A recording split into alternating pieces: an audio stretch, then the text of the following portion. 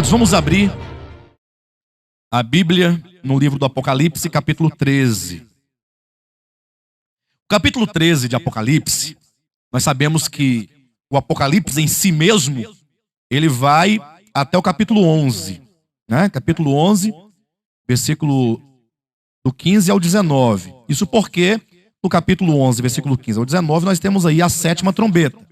A sétima trombeta, no caso, é o conteúdo final. Na sétima trombeta se esgota todo o conteúdo do livro que estava na mão do Pai, no capítulo 5 de Apocalipse. Por que nós estamos sempre falando e retomando essas ideias todas? Isso porque é preciso que quando você olhe para o Apocalipse, que você nunca olhe assim, os trechos separadamente, mas que você contemple o todo do Apocalipse. Na verdade, nós temos sempre insistido nessa visão completa, global. Não somente do Apocalipse, mas de toda a Escritura. Isso porque a grande confusão religiosa, um dos motivos, porque os cristãos, eles andam tão perdidos no meio de tantos sistemas teológicos, diferentes uns dos outros e contraditórios, inclusive, é porque o olhar dos cristãos na Escritura geralmente é recortado. Ou seja, se estuda versículos isolados, estudam-se capítulos isolados, e não olha o todo, né? Então o que é o Apocalipse? Senão a visão do Cristo glorificado do capítulo 1, a visão da história profética da igreja dos capítulos 2 e 3, e então a revelação do livro que está na mão do Pai, que é um livro selado com 7 selos. Sendo que em cada selo, ao abrir um selo, nós temos um conteúdo profético. Cavalo branco, depois o cavalo vermelho, depois o cavalo preto, depois o cavalo amarelo, depois o clamor dos mártires, depois o arrebatamento dos cristãos vencedores. Aí depois começa no sétimo selo, as trombetas. O sétimo selo é composto de 7 trombetas, que são os juízos que Deus derramará sobre a terra. Aí vem a primeira trombeta, segunda, terceira, quarta, quinta, sexta, sétima trombeta, acaba, portanto, o conteúdo do sétimo selo. Ou seja, todo aquele livro do capítulo 5, ele é aberto completamente. Perfeito? Então, ao chegarmos no capítulo 12 em diante, o que nós vamos encontrar então? Se nós entendemos, ou se entende pelo próprio Apocalipse, que com a sétima trombeta, aquele livro que estava na mão do Pai, no capítulo 5, ele se encerra, alguém pode perguntar, ora, o que são então os capítulos 12, 13, 14, ou seja, a metade do livro do Apocalipse está no capítulo 12 ao 22. Como é que se encerra no capítulo 11? Vocês estão entendendo esse raciocínio? Essa argumentação? Aí é simples. Essa segunda parte do capítulo, essa quarta parte, né? Do capítulo 12 ao 22, na verdade, poderíamos chamá-lo de um apêndice do Apocalipse. Um apêndice bastante grande, né? Mas que vai agora retomar os pontos principais que terão lugar na última semana de Daniel, nos últimos 7 anos, ou seja, sobretudo nos 3 últimos anos e meio, que é o período da grande tribulação. Então, ao entrarmos aqui, capítulo 12, a visão do dragão e da mulher, aqui se determina, com o arrebatamento dos cristãos vencedores, o começo dos últimos 3 anos e meio. Por isso, capítulo 13 se abre com a visão de 2 bestas. A besta que emerge do mar e a besta que emerge da terra. Falamos já sobre a besta que emerge do mar, ou melhor, do mar, que seria o anticristo. Ainda falaremos muito a respeito dele, lá no capítulo 17 de Apocalipse. Mas agora temos que prosseguir a besta que emerge da terra. E aqui é um ponto interessante, isso foi colocado com bastante clareza pelo pastor Josué, porque são 2 bestas, ou seja, são 2 poderes. Quando fala de besta, fala de um animal indescritível, fala de um poder. Isso porque quando nós olhamos lá em Daniel, porque a figura da besta aqui, ela se encontra primeiramente no livro de Daniel. Daniel profetiza 4 grandes reinos que ascenderiam na história da humanidade. Reinos proeminentes. Nós vamos encontrar lá o leão, a lagartixa. Não? Não é lagartixa? É o leão, o urso, a cobra. Não? A leopardo e uma besta, um animal que não tem nenhum nome específico. Não é? Leão, urso, leopardo e uma besta.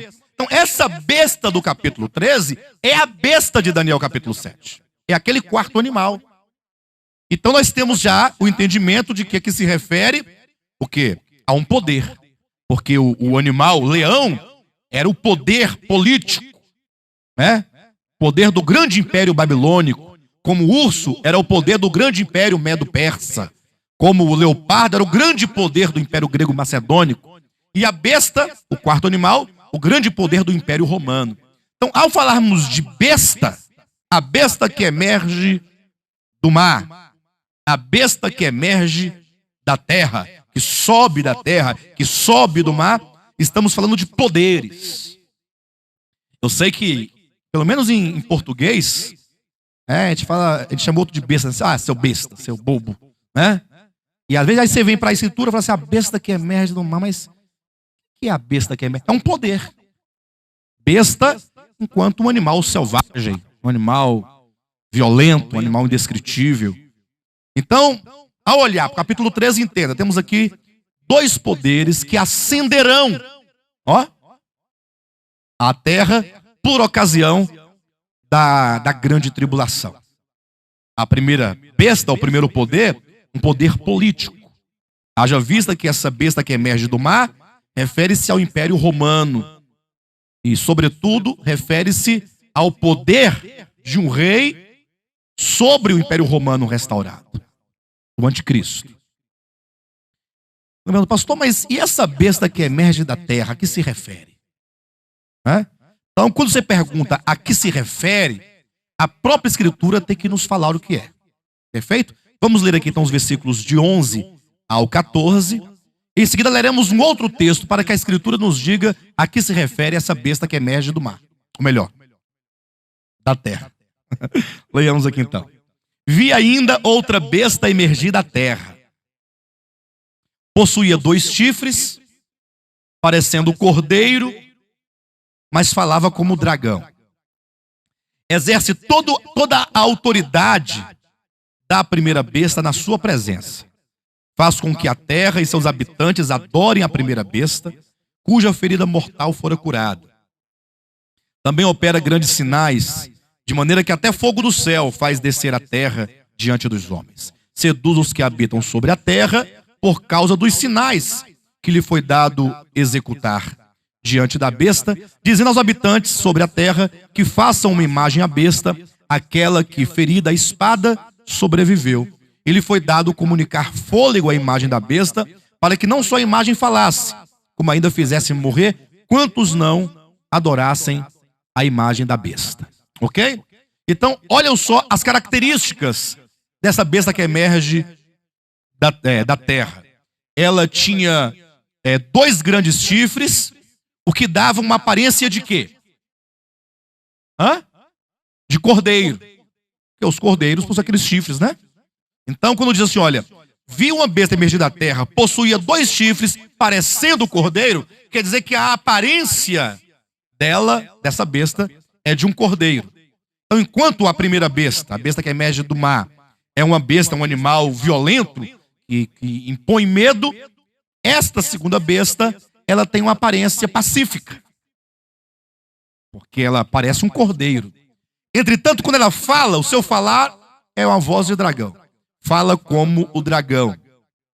E é dito que ela, versículo 13, opera sinais, maravilhas, né? De maneira que até fogo do céu faz descer a terra diante dos homens. E ela seduz os que habitam sobre a terra por causa dos sinais que lhe foi dado executar diante da besta. Então, esse poder, nós já percebemos, é um poder o quê? De caráter religioso. Porque ela vem com uma mensagem, um falar, e operando sinais e prodígios, e operando maravilhas, a fim de seduzir. Essa é a palavra-chave. nesse texto. Seduziu os que habitam sobre a terra, para que, crendo naquilo que ela diz, venham a adorar, as pessoas venham a adorar a besta que emerge da terra. Agora veja só o texto de Apocalipse capítulo 19. Abra sua Bíblia aí. Apocalipse 19, versículo 19 e 20. Diz assim, olha: e vi a besta e os reis da terra com seus exércitos, congregados para pelejarem contra aquele que estava montado no cavalo e contra o seu exército. Mas a besta foi aprisionada, e com ela o falso profeta, que com seus sinais feitos diante dela, seduziu aqueles que receberam a marca da besta e eram os adoradores de sua imagem. Então, olha que coisa interessante. Aqui no versículo 20 do capítulo 19, é dito que a besta, no caso aqui, a besta que emerge do mar, que é o anticristo, ela foi aprisionada, e com ela foi também aprisionado o falso profeta. Então aqui é colocado a besta, o anticristo, ao lado do falso profeta. Mas quem é o falso profeta? É dito: aquele que com os sinais feitos diante dela seduziu aqueles que receberam a marca da besta. Então no capítulo 13, no versículo 13 e 14, diz que a besta que emerge da terra, ela opera grandes sinais. Versículo 14: e seduz os que habitam sobre a terra, por causa dos sinais que lhe foi dado executar diante da besta, dizendo aos que habitam sobre a terra que façam imagem à besta, aquela que ferida a espada sobreviveu, e lhe foi dado comunicar fôlego à imagem da besta, para que não só a imagem falasse, como ainda fizesse morrer quantos não adorassem a imagem da besta. Então eu pergunto, quem é essa besta que emerge da terra? De acordo com Apocalipse 19, versículo 20, é o falso profeta. Então nós já temos aqui a própria escritura dizendo que a besta que emerge da terra é o falso profeta. É um poder religioso. Temos aqui então um poder político, a besta que emerge da terra. O poder religioso, a besta que emerge, ou melhor, é tanta coisa, tanta besta, né? Acaba ficando abestado todos nós, né? O poder político, a besta que emerge do mar. E o poder religioso, a besta que emerge da terra. E aí, não tem como fugir dos questionamentos, né? Porque quando se fala da besta, do anticristo, do falso profeta, sempre há aquela curiosidade de querer saber quem é a besta e quem é o falso profeta. Querer identificar, dar o nome. E, embora a Bíblia nos fale alguma coisa nesse sentido, temos que tomar cuidado para que nós não venhamos nos perder na mera curiosidade e venhamos a perder a revelação no que diz respeito ao ministério da besta, ao ministério do anticristo, aquilo que significa, aquilo que ele faz, o que eles fazem, como nós podemos identificar esse ministério nos dias de hoje, que é o que há de mais importante. Por todos os efeitos, o Apocalipse coloca aqui no capítulo 13, duas bestas, e coloca uma saindo da terra, outra do mar. Portanto, o mar e a terra aqui estão em oposição um ao outro. Quando diz vi emergir do mar, esse mar se entende de duas maneiras. Num aspecto literal e no aspecto simbólico. Qual é o aspecto literal? Uma besta que emerge do mar. É possível que esse mar seja literal? Hã? Sim, acabei de falar. O mar se entende em dois sentidos. O primeiro é o sentido literal. Por que o sentido literal? Nós vimos que com o arrebatamento dos cristãos vencedores, que ali é o filho varão no capítulo 12, o dragão foi lançado para a terra, cheio de grande cólera, sabendo que pouco tempo lhe resta, e a quem foi dada a chave do poço do abismo. Por isso que ele desce exatamente de frente para o mar, com essa chave, quando então é dito, vi emergir do mar uma besta. Então, a besta, que é o espírito do anticristo, que está no abismo, conforme Apocalipse capítulo 17, versículo 8, e o capítulo 9, nós vimos lá na quinta trombeta, que quando então a estrela caída abre o poço do abismo, tira de lá não somente uma multidão de espíritos malignos, como também o espírito do anticristo, que é, no caso lá, o Abaddon, o Apolion, que é o anjo do abismo. Então, o mar, literalmente falando, é a boca do abismo. É o que cobre o abismo. Então, a besta que emerge do mar, entendemos o mar no sentido literal, como o espírito que ao sair do abismo subirá pelo mar. Mas há um aspecto espiritual, que é o que está no capítulo 17 de Apocalipse. Veja aí, versículo 15. Olha o que diz, ó. Falou-me ainda, as águas que viste, onde a meretriz está assentada, são povos, multidões, nações e línguas. Então, o Apocalipse vai colocar aqui as águas, né? O grande mar, como sendo símbolo do mundo gentílico. São povos, são nações, são línguas. Então, o mar é um símbolo do mundo gentílico. Perfeito? Tanto é que, se você bem observar, para o planeta Terra, é maior a porção de água ou é maior a porção de terra? De água. Portanto, o mundo gentílico é enorme, digamos assim, por assim dizer, porque é composto de todas as nações da terra, exceto uma. Qual é a única nação que não faz parte do mundo gentílico? A nação de Israel. Os irmãos lembram como é que se deu essa questão do mundo gentílico, da nação de Israel, numa oposição uma à outra? Isso está lá em Gênesis capítulo 10, e capítulo 11 e capítulo 12. Vou colocar o capítulo 11 e 12, né? Vamos pensar, Deus criou o homem, Adão, que foi se multiplicando até que chegou no tempo de Noé. Já havia uma grande população sobre a terra.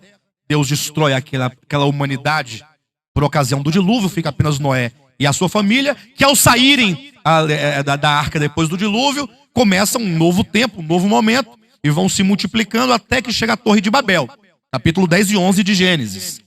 E ali há uma grande rebelião. Quando acontece a grande rebelião, porque a Torre de Babel foi a manifestação e a exteriorização, né, do coração daqueles homens rebeldes contra Deus, acontecem ali duas coisas. Primeiro, o Senhor vem, confunde as línguas daquelas pessoas e ali surgem as nações. Então, entenda do ponto de vista da revelação. Cuidado, porque a Escritura Sagrada, enquanto registros, ela traz em si a revelação. Então, o objetivo de Deus não é nos dar um livro de história, um livro de antropologia, um livro de arqueologia. Esqueçam isso. Vamos pensar que, do ponto de vista da revelação de Deus, no capítulo 11, na construção da cidade de Torre de Babel, ali surgem as nações. Ali surge o mundo gentílico. Então, divide-se as línguas. Deus, então, deixa de lado aquele povo e faz o quê? Chama Abraão. Abraão, sai daí. Sai da tua terra, da tua parentela e vem para uma terra que eu te mostrarei. É neste momento em que se faz a devida separação entre as nações que ficam e Abraão que sai. De ti, disse Deus a Abraão, farei uma grande nação. Abraão, que gera Isaac, que gera Jacó, de onde vem as 12 tribos e aí a nação de Israel. Então a nação de Israel surge juntamente com o mundo gentílico. Nasce o mundo gentílico com a divisão das línguas e dali sai o germe da nação de Israel. Sai a semente, que é, no caso, Abraão. Perfeito? Então o mundo gentílico, que aqui no Apocalipse é representado pelas águas, pelo mar, estará em oposição à nação de Israel, representada por Abraão. Então, assim como o mundo gentílico está numa relação de oposição à nação de Israel, assim as águas, ou o mar de onde procede o espírito do anticristo, está numa relação de oposição à terra, de onde procede o falso profeta. Então, se as muitas águas, se o mar de onde procede o anticristo, representam o mundo gentílico, podemos afirmar categoricamente que o anticristo é um gentil. Ele faz parte do mundo gentílico. Lógico, se ele será um príncipe do Império Romano, será um imperador do Império Romano, certamente ele será do mundo gentílico. E daí nós então chegamos a uma conclusão. Quando eu falo, chegamos a uma conclusão, é que esse pensamento, ele nos leva a entender dessa maneira, que a terra de onde procede o falso profeta seria a nação de Israel. Isso daria a entender que o falso profeta muito provavelmente será um judeu. Isso faz todo sentido. Faz todo sentido. Haja vista que, imagine só, o falso profeta sendo alguém cujas raízes procede de um povo que traz consigo a confiança de ser o oráculo de Deus. A nação de Israel é o povo escolhido para, como um vaso, conter a mensagem de Deus. Então agora veio o falso profeta como alguém que procede deste povo, com uma cultura milenar daqueles que foram separados e chamados para trazer uma mensagem de Deus. Bem, mas isso aí é o que menos interessa a nós. Se ele é judeu, se ele é gentil, se ele é brasileiro, isso aí não leva a lugar algum. Entendam isso. Mas nós conjecturamos dessa maneira para que o estudo fique mais ou menos claro para nós, né? Tenhamos alguns parâmetros de entendimento, mas o que importa para nós é, na verdade, o ministério do falso profeta. Assim como Jesus Cristo, quando ele foi introduzido no mundo, sobretudo no seu ministério, ele foi precedido por um profeta, no caso João Batista. Assim também, quando o anticristo for introduzido na terra, no seu ministério, ele será precedido por um profeta, só que esse falso profeta. E aí é onde começa agora, nós temos que começar a pensar isso e a considerar, porque vivemos num tempo, nós estamos na iminência disso acontecer. Logo, logo vai surgir o anticristo, logo, logo vai surgir o falso profeta. E o grande problema qual que é? É que, paradoxalmente falando, o povo crente, que é incrédulo, é crédulo demais. Quem entendeu? Posso repetir. O povo crente, que é um povo incrédulo, é crédulo demais. Como é que pode explicar isso? Bem, o povo crente quer dizer genericamente, os crentes, certo? A cristandade, que é incrédula. Por que nós estamos afirmando que o povo de Deus, enquanto a cristandade, é um povo incrédulo? Porque eles têm uma profunda dificuldade de crer na Escritura. Irmãos, olha, é mais fácil você conversar com um ateu. É mais fácil. Porque pelo menos ele fala assim, olha, eu não creio nisso, pronto, o problema está resolvido. Mas quando a pessoa diz acreditar nesse livro, e quando você então começa a abri-lo, ele começa a desafiar a própria Escritura, dizendo-se incapaz de crer nisso que está escrito, é muito complicado. Isso por quê? Por que isso acontece? Porque eles são um povo crédulo demais. Eles creem em visões, em profecias, em sinais, em milagres, em revelações, todos extra bíblicos. Todos eles. É um povo que busca sinal. Então, apareceu alguém fazendo um sinal, uma maravilha, um prodígio, logo eles acreditam. Eles não têm na verdade, um critério para medir e saber se porventura aquela mensagem é de Deus ou não é de Deus. Para eles, uma vez que se realiza o sinal, está resolvido. É de Deus. E isso é um grande problema. Haja vista que é dito aqui assim, olha, capítulo 13, versículo 11. Olha esses dois aspectos. Diz assim, olha, vi ainda outra besta emergir da terra. Ponto, vírgula. Primeiro ponto. Possuía 2 chifres, parecendo um cordeiro, mas falava como um dragão. Quando diz possuía 2 chifres, parecendo um cordeiro, quer dizer, a aparência desse profeta, que é o falso profeta, ele parece cordeiro, ele parece Cristo, ele parece cristão. Porque o cordeiro é símbolo de Cristo. Porque, primeiramente, Cristo é o cordeiro. E agora os cristãos que pregam a Cristo, que também são ovelhas. Então, esse que vem, ele não vem dizendo, olha, pessoal, eu sou o falso profeta, eu vim trazer uma mensagem lá das trevas, lá do engano, do Satanás. Não, ele vem com aparência de cristão. E é fácil demais, porque a coisa mais fácil de você manipular é a aparência cristã. Basta você vestir um terno, uma gravata. Já está parecendo crente. Você viu alguém de terno e gravata? Ou é pastor ou é advogado. Hã? É manobrista. Ou então é porteiro de hotel. Senador. Mas assim, no nosso dia a dia, ou é pastor ou é advogado. Você ver alguém de terno, você tem que ir lá na Câmara dos Deputados. Aí você sabe. Agora, se no dia a dia, onde já está passando, alguém paletó, gravata, deve ser pastor ou é advogado. É assim que você lê. Mas logo vem o anticristo com essa aparência. Então deve vestir aí, deve vir vestido típico a um cristão. Ele deve ter os jargões todos. Tá amarrado, receba, né? Deve orar certamente com aquelas orações eloquentes da prosperidade, do positivismo, né? Deve ser aqueles que aparentam que oram bastante, que jejuam bastante. Deve ser aqueles que parecem um homem de Deus, que inspira imediatamente, num primeiro olhar, confiança. Esse é o grande problema. Nós devemos confiar nos nossos líderes? Certamente que sim. Porque não tem como você seguir uma liderança sem confiar.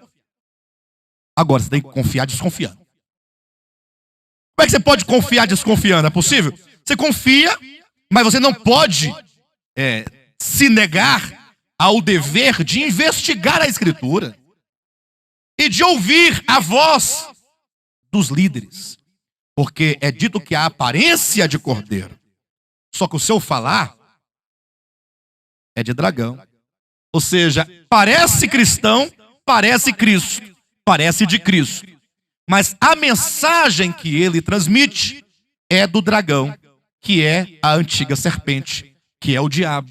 Então, nitidamente nós entendemos aqui, o falso profeta, ele traz uma mensagem maligna, uma mensagem diabólica, uma mensagem satânica, ainda que ele pareça com um cordeiro. E aí foi complicado, porque alguém pergunta, pastor, como é que eu posso então discernir? São tantas vozes que nós ouvimos, e a aparência de todos é quase tudo igual. Como é que eu posso discernir? É aí nesse ponto onde complica. Porque não basta a aparência. Os cristãos, eles vão tomar um critério para medir se aquela palavra é de Deus ou não. Qual é o critério? Os milagres. Aí alguém vem aqui, ouve a mensagem que se prega nesse ministério e fala assim, muito boa, até parece bem correta, mas não tem os milagres. Não tem os milagres, então. Agora, a pessoa vai a outro lugar, pode não ouvir nada com nada, mas se supostamente tem algum milagre, logo se dá o crédito. Eu gostaria de trazer uma explicação nesse sentido, palavra e milagre, para que os irmãos possam considerar isso à luz da Bíblia e possam eventualmente se libertar dessa tendência crédula de acreditar que o outro é de Deus tão somente porque houve ali um suposto milagre. Pastor, mas você sabe que os milagres são bíblicos, né? Jesus fez milagres. Os apóstolos também fizeram milagres. Então, o milagre não seria uma prova? Então, vamos fazer aqui um retrospecto rapidamente. Pense comigo. Nasceu lá um menino, lá em Belém, que foi criado em Nazaré.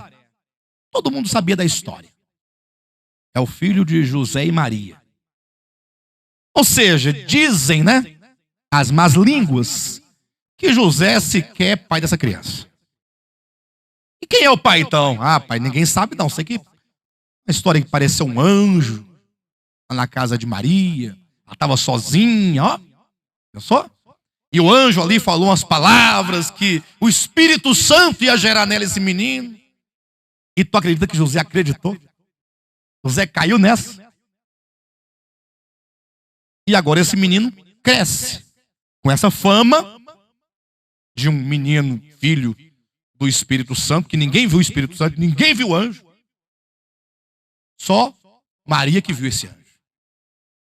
Para um pouquinho, se você estivesse lá na época, com essa história, o que você pensaria? Honesto, seja honesto. A casa caiu, José ficando doido. Pessoal, as coisas são sérias. Hoje é muito fácil você crer nisso, porque você tem a Escritura, a palavra de Deus aqui na Escritura, testifica disso. Aí você crê na palavra, não é? Mas para aquele povo, não. E o pior, o menino cresceu 1 ano, 2 anos, 3 anos, 5 anos, 10 anos, na rua com os outros colegas, com os meninos. Era uma criança normal, como qualquer outra, ou não?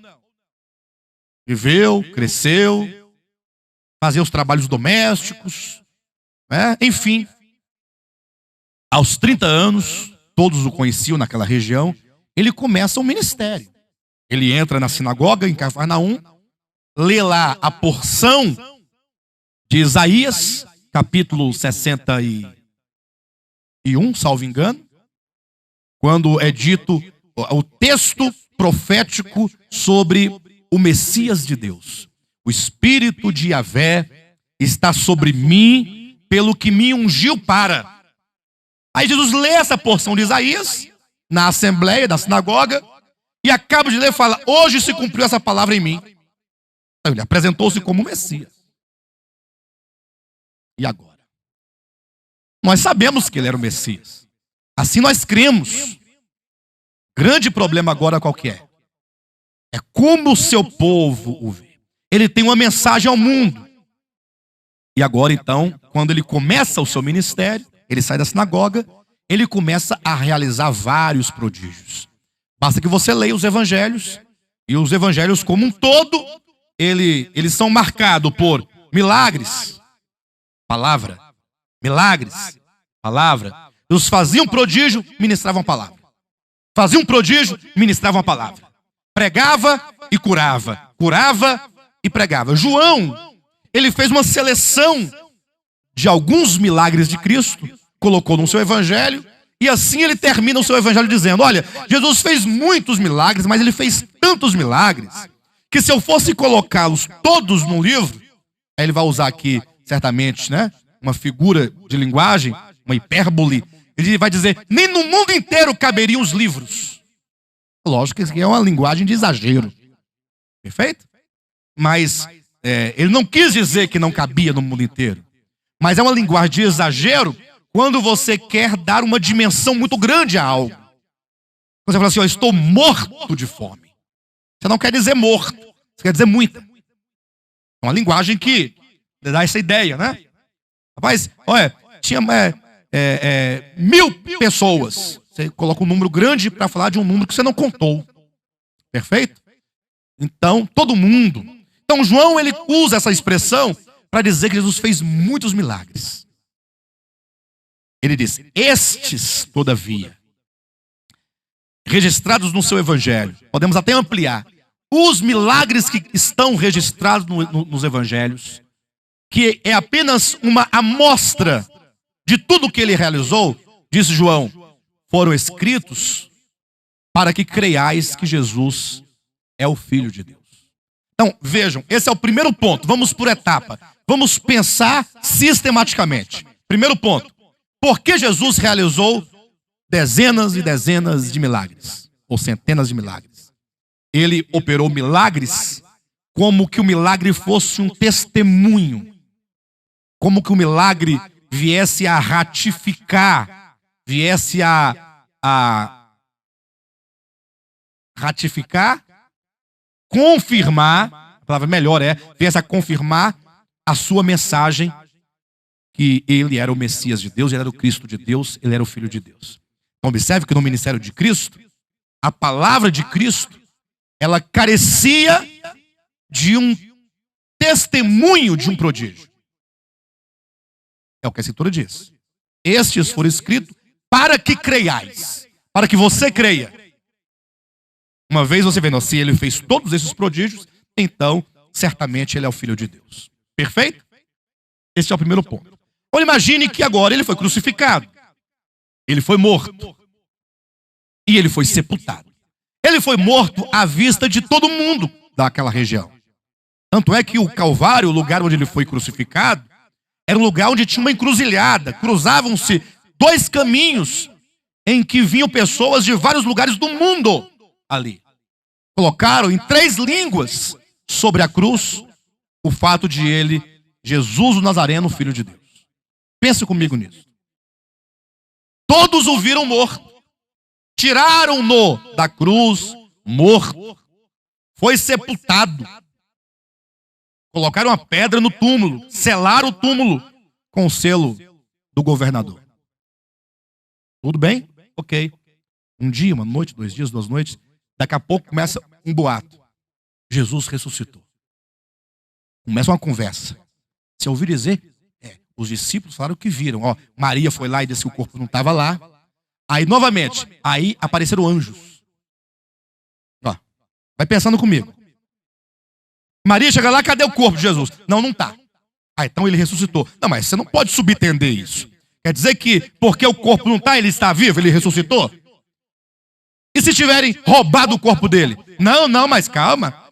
Eu vi 2 anjos que disseram para mim que ele estava vivo, ele ressuscitou dos mortos. Aí Pedro diz a mesma coisa, depois o outro diz, as mulheres falaram, todo mundo está vendo, e um grupo de pessoas, seus discípulos, o viram ressuscitado, mas e o povo o viu ressuscitado? Todo o povo? E aí começa aquele boato dizendo, os discípulos roubaram o corpo dele, deram fim no seu corpo, e agora estão aí com uma grande mentira, dizendo que ele ressuscitou. Imagina. De modo, disseram as autoridades, que esse segundo embuste, essa segunda mentira, agora será pior que a primeira.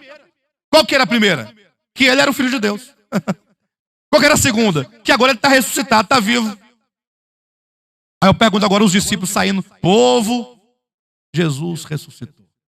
E o povo olhar assim e falar, pai, vocês não têm vergonha de falar isso? Não. Vocês não têm vergonha de falar uma bobagem dessa? Não, imagine você naquela época. Eu coloquei vocês para pensar no nascimento, agora pense agora na morte e ressurreição. Você acreditaria? Fala honestamente. Agora, Jesus apareceu aos discípulos e falou o seguinte para os apóstolos, olha, vocês agora devem ir ao mundo inteiro anunciar esta mensagem, que eu morri crucificado pelos pecados dos homens, mas que eu ressuscitei e que eu estou vivo, e aquele que crer nesta mensagem da minha morte, da minha ressurreição, terá a vida eterna.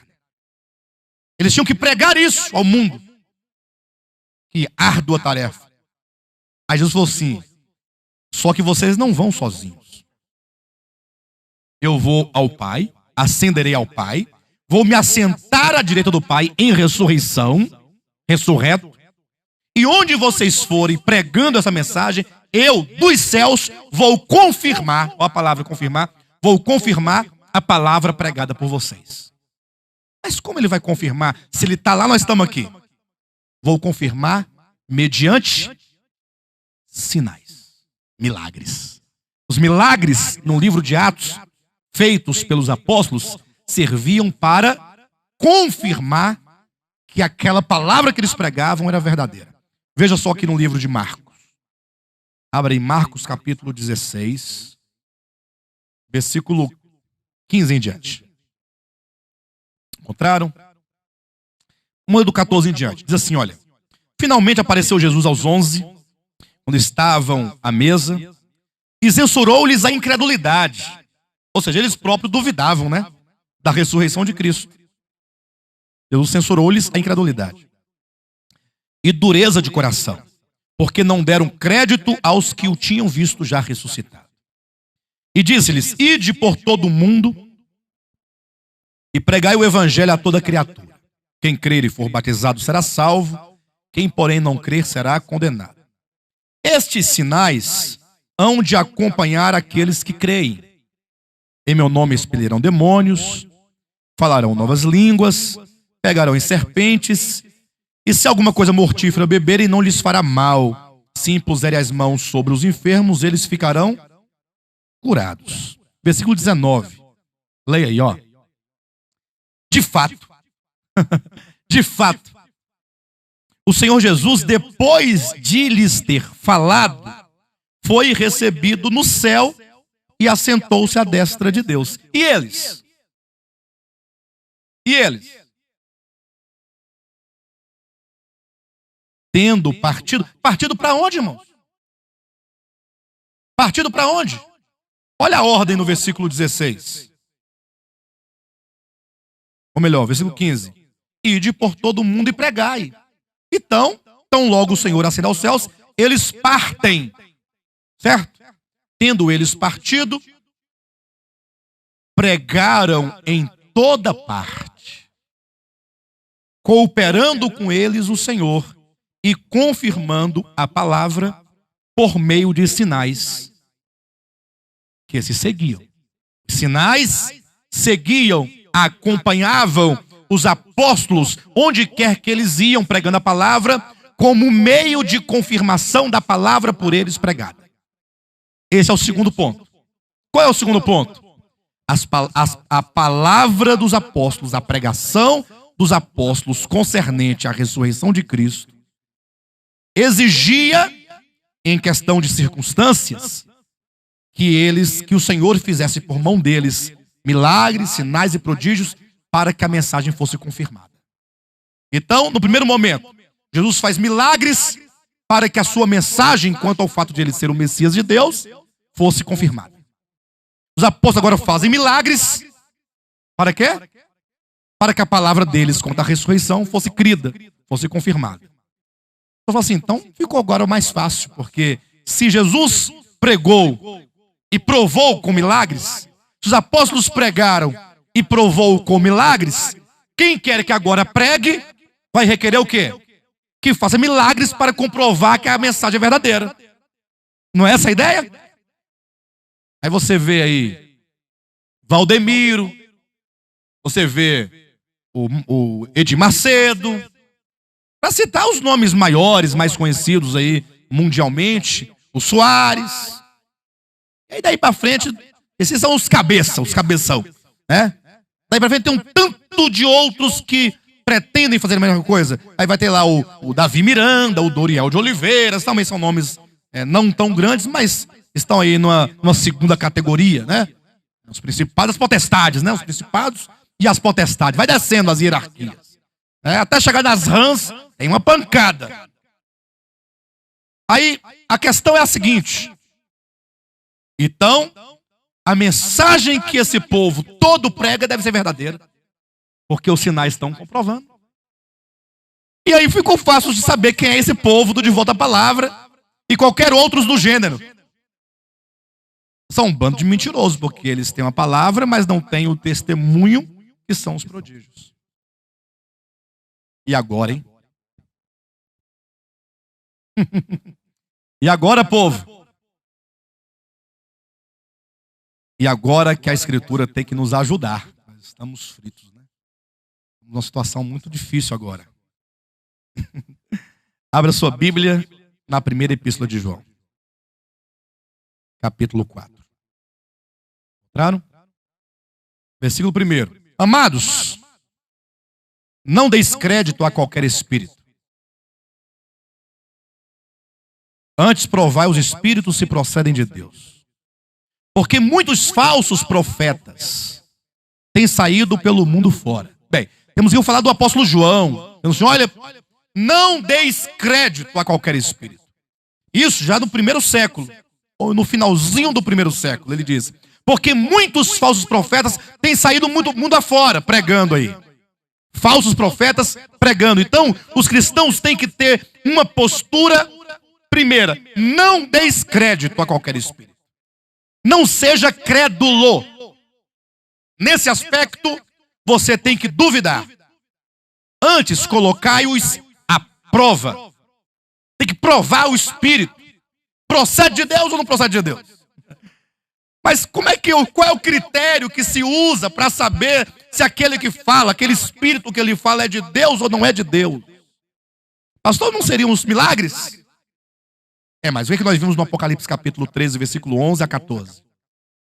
Que o falso profeta, ele realiza o quê? Sinais e prodígios. E não somente lá em Apocalipse no capítulo 13, 11 a 14, mas também em 2 Tessalonicenses capítulo 2, ali no versículo 9, 10 e 11, 12, o que diz? Diz que quando vier o homem da iniquidade, o filho da perdição, com seu ministério da iniquidade, ele fará grandes prodígios e sinais da mentira para enganar. Tomando as palavras de Cristo em Mateus capítulo 24, enganar, se possível, os próprios eleitos. Bem, 1 João capítulo 4. Veja só o versículo 4 em diante. Eu vou saltar aqui essa parte do confessar a Jesus, porque não nos diz respeito neste momento. Vamos para o versículo 4 em diante. Filhinhos, vós sois de Deus e tendes vencido os falsos profetas. Porque maior é aquele que está em vós do que aquele que está no mundo. Eles procedem do mundo. Por essa razão falam da parte do mundo e o mundo os ouve. Nós somos de Deus. Aquele que conhece a Deus nos ouve. Aquele que não é da parte de Deus não nos ouve. Nisto reconhecemos o espírito da verdade e o espírito do... Como é que nós vamos discernir o espírito da verdade e o espírito do erro? E aqui, queridos, é importante que os irmãos saibam que 1ª, 2ª e 3ª João, essas 3 epístolas, são os últimos 3 livros do cânon sagrado do Novo Testamento. Ou seja, nós estamos aqui na última mensagem apostólica. Nesse momento em que se foi escrito esse livro, até o Apocalipse já tinha sido escrito. Ou seja, os apóstolos de Cristo nos legaram a palavra escrita, a escritura neotestamentária, Mateus, Marcos, Lucas, João, Atos, Romanos, Coríntios, Efésios e assim sucessivamente. Agora João está aqui no finalzinho do 1º século, diante de uma experiência terrível, porque muitos falsos profetas estavam saindo aí, mundo afora, indo em nome de Jesus, dizendo-se ser profeta de Jesus Cristo, falando acerca dele, realizando sinais e prodígios e maravilhas.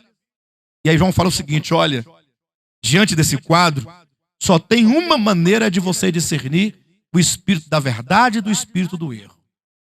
Como assim? Como é que nós podemos discernir? Bem, aqueles que nos ouvem a quem? Ouvem os apóstolos do Cordeiro. Porque se os irmãos bem perceberem, olha aí, no capítulo 1 de 1 João, é colocado assim, olha. O que era desde o princípio, o que temos ouvido, o que temos visto com os nossos próprios olhos, o que contemplamos e as nossas mãos apalparam com respeito ao verbo da vida, e a vida se manifestou e nós a temos visto e dela damos testemunho e vô-la anunciamos a vida eterna, a qual estava com o Pai e nos foi manifestada. O que temos visto e ouvido anunciamos também a vós outros, para que vós igualmente mantenhais comunhão conosco. Então ele diz, olha, nós vimos a vida. Nós quem? Vocês viram a vida encarnada? O verbo da vida, que é Cristo, se fez carne. Os seus olhos viram? Nós não vimos com os nossos próprios olhos. Nós apalpamos o verbo da vida? Com essas mãos aqui? Nós estivemos com ele presente pessoalmente? Ele diz, nós vimos, nós ouvimos, nós o contemplamos, nós o apalpamos, nós as testemunhas do Cristo encarnado, do Cristo crucificado, do Cristo ressurreto. Os apóstolos são testemunhas dele. E enquanto testemunhas, eles nos legaram os seus ensinamentos. A mensagem de Cristo, que foi legada aos apóstolos, agora são legadas a nós mediante os seus escritos. Então, quem quer que seja, apóstolo fulano, presbítero ciclano, evangelista, bispo, quem quer que seja, o nome que trouxer, A grande questão não é se ele realiza milagres. É você, fulano de tal, você ouve os apóstolos? Eu preciso discernir o seu falar. Se o seu falar estiver de acordo com o falar dos apóstolos, então é de Deus. Porque se o seu falar não estiver de acordo com o falar dos apóstolos, então é o falar do dragão. Esse é o ponto. De maneira que antes de nós termos a revelação do Novo Testamento, não se tinha como comprovar o falar de alguém. Como é que nós poderíamos comprovar o falar de Cristo ou dos apóstolos se não havia o Novo Testamento? Então, por ter a ausência da Escritura Sagrada, então os sinais serviram de testemunho. Mas uma vez que a palavra já está escrita, você já tem em mãos essa verdade revelada nos 27 livros do Novo Testamento, então agora não se comprova a palavra pelos sinais, mas se comprova a palavra pela palavra. Então podemos resumir da seguinte maneira: outrora, porque não havia a palavra escrita, os sinais confirmavam a palavra falada. Hoje, tendo nós a palavra escrita, então é a palavra escrita que vai testificar se o sinal é de Deus ou não é de Deus. Não, o sinal agora não serve para fundamentar a palavra. Agora é o próprio sinal que será colocado à prova se ele é de Deus ou se ele não é de Deus. De maneira que você estará no enterro qualquer hora dessas aí. Semana passada, o mês passado, sei lá, quando foi, estivemos em 2 ou 3 no mês só. E aí, imagina nós estejamos todos lá. Aí eu falo aquela palavra de enterro, que vocês já sabem como é que é a palavra que eu falo no enterro. E aí, de repente, aparece lá um irmãozinho. Fala, pessoal, para tudo. O que foi que esse homem está falando aí? Fala, não, é porque é o seguinte, eu sou profeta de Deus. Enviado de Deus e agora eu vou ressuscitar esse homem aqui, esse defunto.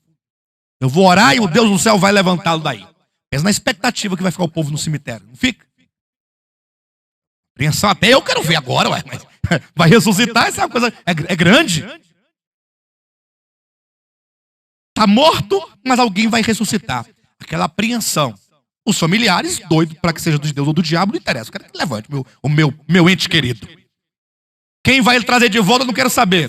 Mas os demais, que não estão muito preocupados com a morte do outro, porque a morte foi do outro, não foi minha, e o morto também não era meu, está mais curioso em saber se vai funcionar o milagre ou não vai funcionar. É a curiosidade. Aí imagine só que o homenzinho lá de Deus, o varãozinho lá, o profeta lá, ora, tá, invoca, tá. Daqui a pouco, o defunto começa igual o João Grilo, Chicó, sei lá. Começa lá com o dedinho. Vocês lembram do filme?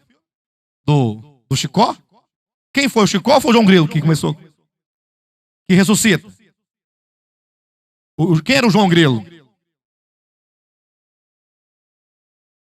Vocês não assistiram, não é, pessoal?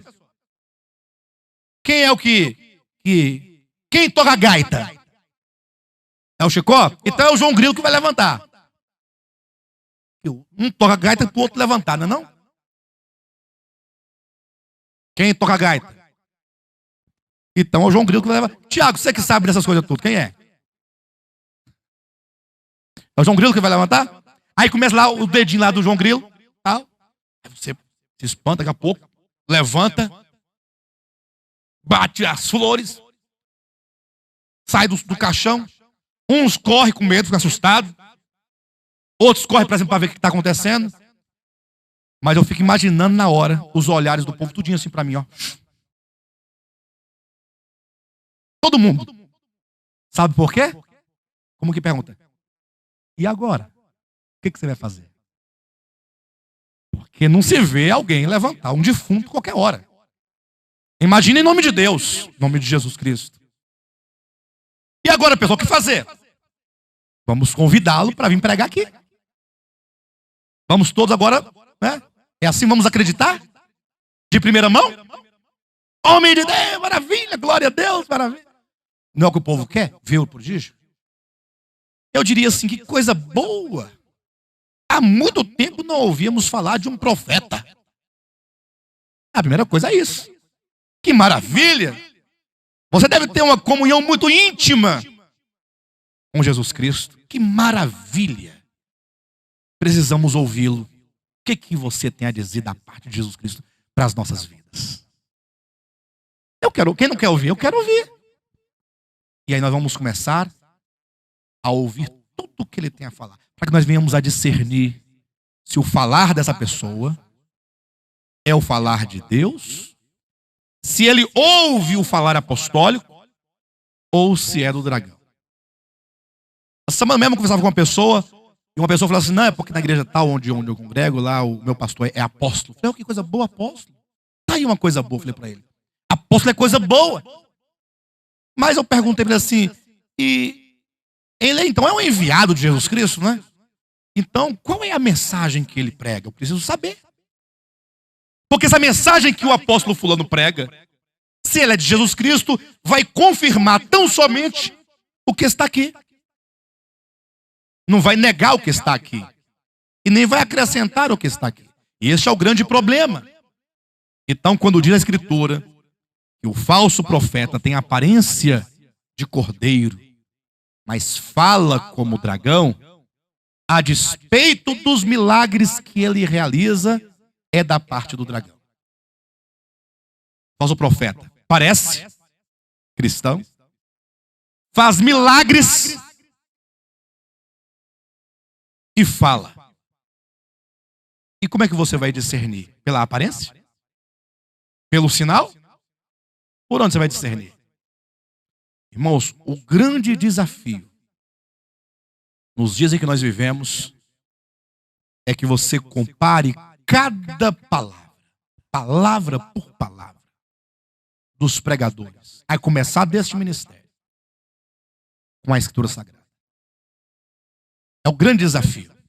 Nós não estamos vendo no tempo em que nós devemos só apenas ouvir.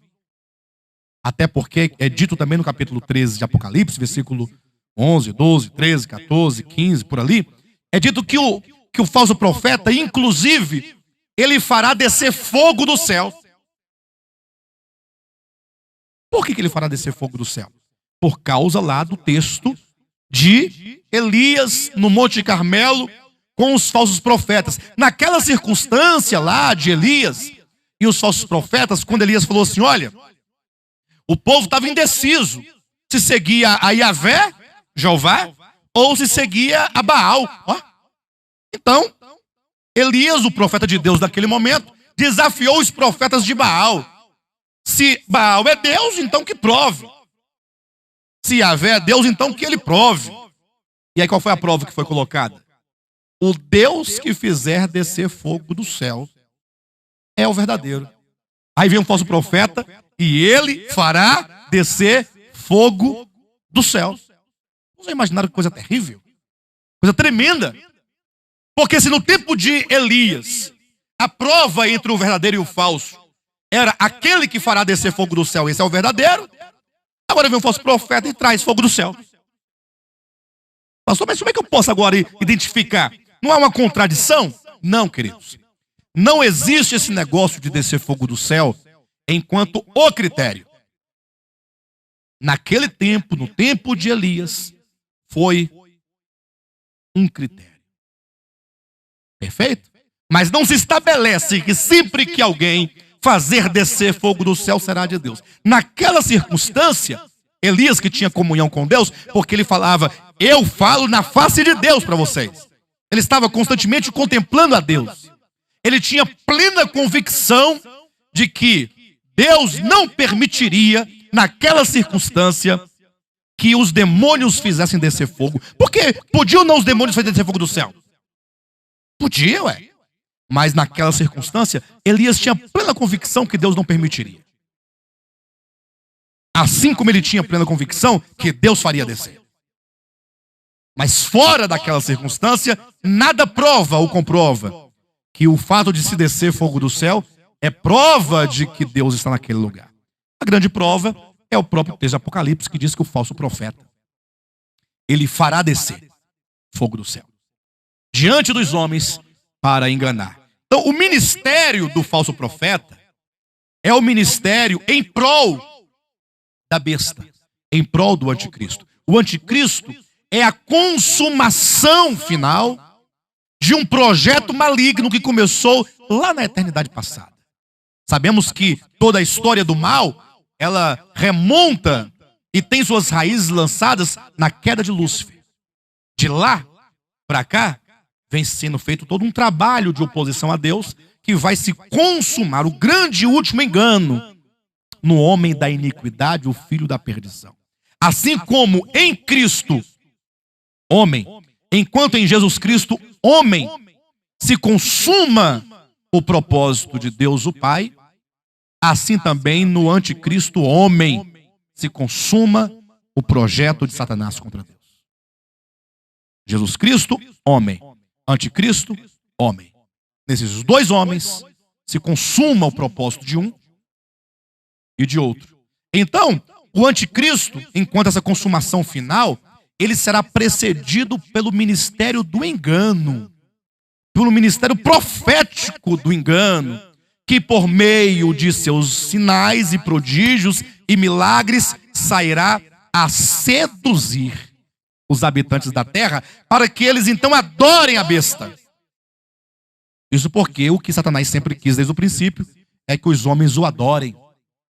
Lembra do deserto da tentação? O próprio Satanás fala para Cristo: tu prostrado me adorares. Então sempre Satanás ele requereu para si a adoração. É por isso que os homens resistem tanto a adorar a Deus. E é por isso que os homens se colocam inconscientemente muitas vezes como aquele que deve ser adorado.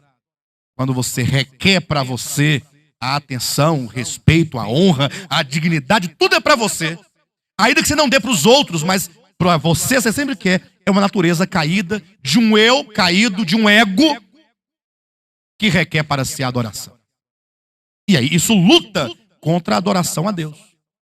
Nós deixamos de adorar a Deus porque estamos cansados. Nós deixamos de adorar a Deus porque estamos revoltados, porque estamos magoados, porque estamos decepcionados. É ou não é? A pessoa está lá, serve a Deus a vida toda, larga, não quer mais servir a Deus. Não, mas por quê? Não, eu estou decepcionado com a igreja. O que tem a ver uma coisa com a outra? É um ego que não pode ser machucado e que se recusa a adorar o eterno em razão dos seus problemas de alma. Diga, meu querido, por gentileza, você levantou a mão? Ah, não. Esse, quando fala que o mundo os ouve, não quer dizer ouvir. Com esse ouvido aqui, ó. O mundo dar ouvidos, obedecem a eles. O mundo segue a eles. Quando ele fala assim, por exemplo, quem tem ouvidos, ouça. Não é ouvir. Quem que está me ouvindo? Todos também, com o microfone dessa altura? Não é esse ouvir. É o ouvir com o coração, é dar atenção, é ouvir no sentido de acolher a palavra. Então os falsos profetas são do mundo. Do mundo eles procedem. O seu falar, portanto, só pode ser um falar mundano. Então esse falar mundano exatamente vai ser acolhido num coração mundano. Um coração mundano acolhe uma palavra mundana. Nossa, mais uma palavra mundana? Eu acho que não, qualquer crente recusaria uma palavra mundana. O problema é que nos foi dito que mundo é pinga. Nos foi dito que o mundo é boate. Ou não foi dito para vocês isso? Que mundo é o quê?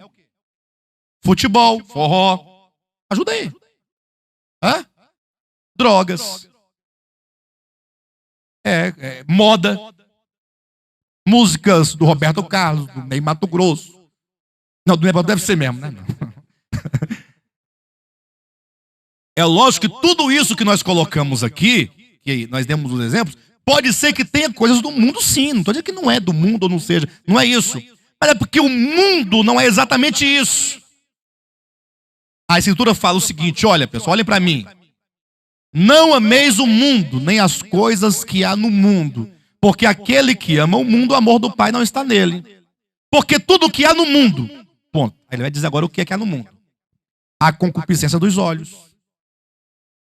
Quando você olha, aquilo te enche. Sabe? Você quer ver um exemplo de concupiscência dos olhos? Você quer ver uma coisa? Por qual motivo alguém construiria uma réplica do Templo de Salomão? Com qual objetivo? Gastar dinheiro? Porque ela é dinheiro, é pancada de dinheiro. Não poderia dar conta pessoal? Não poderia? Mas não. É igual a Copa do Mundo. Investe bilhões, porque o retorno é maior do que os bilhões. Ninguém investe em algo que não tem retorno, pessoal. Não tem retorno para mim, para você, mas para o bolso de alguém vai ter. Não tenha dúvida disso. Não tenha dúvida. Então, é porque o povão, e sobretudo o povo cujo coração é mundano, ao olhar aquele templo, será de tal modo seduzido pelos olhos, será capaz de tirar os tufões de dinheiro e entregar. Enche os olhos.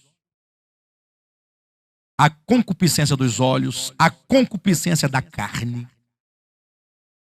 E aí quando você lê Gálatas 5, e fala sobre as características da carne, tem de tudo ali. Nós vamos ver isso lá na frente, nas mensagens de domingo.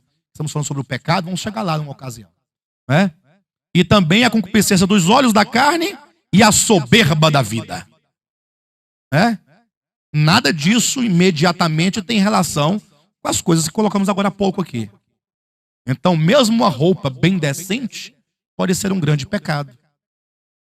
Mesmo uma casa muito bem construída pode ser um grande pecado. Então, um coração mundano certamente vai acolher qualquer mensagem que alimenta as coisas do mundo. No caso, tem coisa mais mundana do que a teologia da prosperidade? É mundano. Então, o mundo dar ouvidos, acolhe, recebe a palavra dos falsos profetas, porque seu coração é mundano, porque o povo é mundo, e o mundo está neles. E a mensagem é mundana, e os falsos profetas procedem do mundo, e a mensagem dele é mundana, então o mundo os ouve. Agora, ouvir a voz apostólica, você não pode ter um coração mundano. Um cristão cujo coração é mundano, não vai ouvir a voz apostólica. E, portanto, estará inspirado pelo espírito do erro, certamente. Mesmo que ele seja um cristão genuíno. Quantos cristãos verdadeiros, genuínos, não estão enganados e seduzidos pelo espírito do mundo? Pelo espírito do engano? Milhares e milhares. Perfeito, queridos? Portanto, a sugestão que eu dou sempre, e darei agora aos irmãos, é: fechem os olhos para qualquer aparência, abram bem os ouvidos para ouvir o que se diz. Ué. Você mesmo, né? A vida toda. Até hoje. Até um tempo. Não, entendi. Meu marido falou assim: não, eu mesmo vivi a vida toda aí no espírito do engano. Não, eu também. Todos nós aqui. O Senhor um dia vai mostrando. Agora, aqueles cristãos genuínos, cujos corações ainda são mundanos, mas ele deseja pelo Senhor, ele tem uma sinceridade, o Senhor certamente vai iluminá-lo, e ele então se libertará daquele espírito mundano e vai seguir a verdade. Tenham certeza disso. Tá bom? Bem, a semana que vem, nós vamos então falar acerca das duas testemunhas do capítulo 11 do Apocalipse, porque juntamente com o ministério da besta e do falso profeta, haverá um ministério profético da parte de Deus mediante as duas testemunhas mártires do capítulo 11 de Apocalipse. Beleza? Então, se os irmãos quiserem de antemão já ler, poderão fazê-lo durante a semana.